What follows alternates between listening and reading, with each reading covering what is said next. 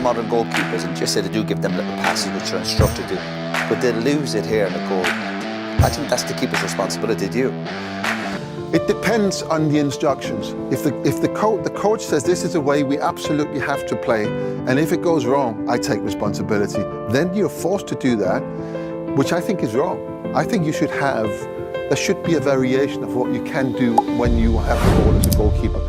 But there's a lot of goalkeepers who are being told off for kicking the ball out, which, I mean, I think it's turning now, because we see now Man City and Arsenal were the best two teams. If you see how many long balls they play with, it's changing a little bit. So they put this variation in now, which I find that is very, very effective, because then the other team, they have this, oh, we've got the high press. So obviously I'm watching Celtic turn it over a lot at the moment. What they do is they try to sort of suck the teams in, and then they have this one pass through the middle, and they've got 4 players up front with incredible pace. That is so effective. It's only 3 or 4 passes. It's never, working your way through the team. It's only 3 or 4 passes. And if it's not on, the ball's kicked off, There was something really, really interesting a week or so ago when you're talking about you'd never give that ball to a midfield player. It was Fulham against Newcastle. And the pass goes into Emile Smith-Rowe, and a Newcastle defender comes and presses him. So Emile Smith-Rowe's on the edge of his own box, lose it, Newcastle should score.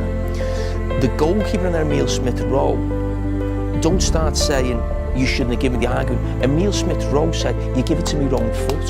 So the goalkeeper's give it to his left foot, he's being pressed here. So Emile Smith-Rowe then is saying, no, it should be here. Now, that's where we're at. We're like, look, you'd never have thought of doing that in the past, but even now it's like, no, that's fine to give it on the edge of the box, even though there's a man there. You've just got to make sure you give it to the right foot. There's all that come back to decision making. Is that just decision making?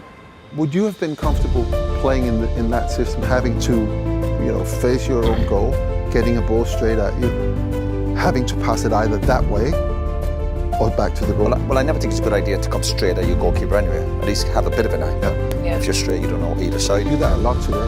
It's a lot. And they're the ones who maybe getting caught out on the straight passes and the type of pass the keeper gives you.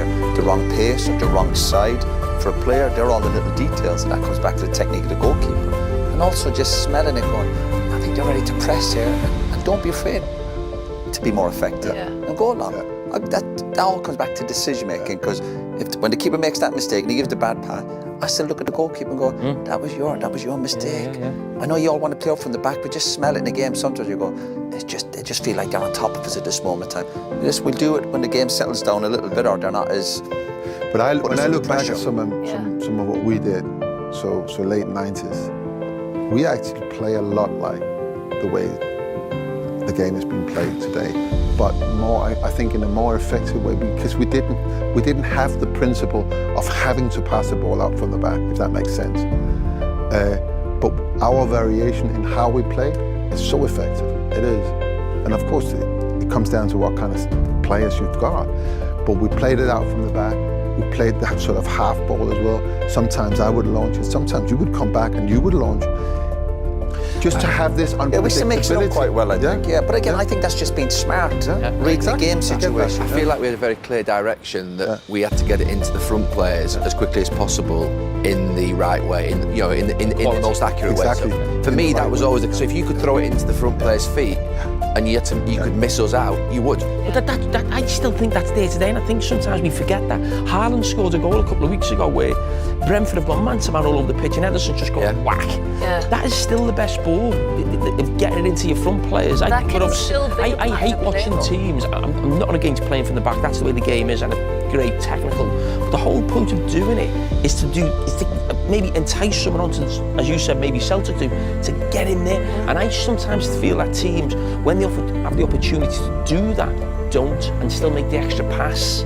But that can still be a pattern, because I remember watching City under-18s years ago, and the 9 came all the way down the middle of the pitch as if they were going to play that ball, took the centre-half with them, keeper went long, the winger just ran in and scored. So it can still, people think when you go long it's because you've panicked, but it can still be like set up in a pattern. I think the frustration, Jamie, for all of us, we're talking about teams, for City, when we've done it, when you're good enough to do it, it's fine. It's when you're seeing teams doing it week in, week out, and they're giving goals away. You looked at games the weekend, the amount of goals that were given away by people trying to do something, you're going, It's not on. It's not on. You're not good enough to do them little short passes. Read the game. The situation is 5 minutes to go. It's 2 minutes for half time. You're 1-0 down. You're 1-0 up. They just seem to be doing it. The lesser teams at the wrong times. He says I feel that there is like a school of thought now that there is only one way of playing football. Yeah. There's a right way, and then there's, you know, all the bad teams.